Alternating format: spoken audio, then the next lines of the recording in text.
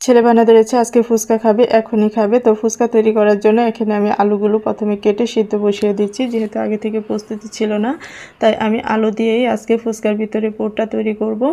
তো আলু সিদ্ধ বসিয়ে দিয়ে আমি ফুচকার জন্য যে অন্য উপকরণগুলো আছে, এখানে ক্ষীরা, কাঁচামরিচ এবং ধনিয়া পাতা, এগুলো এক এক করে আমি রেডি করে নিচ্ছি।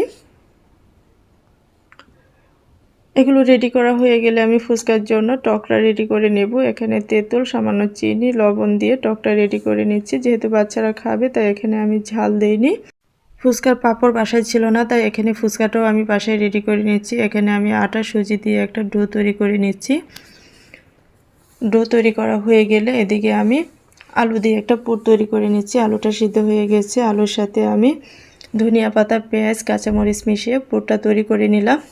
এখন আমি একটা রুটি বেলে রুটিকে উল্টিয়ে আবারও বেলে নিয়ে একটা চাপনা দিয়ে ছোট ছোট করে কেটে নিচ্ছি। এগুলো এখন আমি গরম তেলে ভেজে নেব। ফুচকাগুলো আমি খুবই মচমচে করে ভেজে নেব।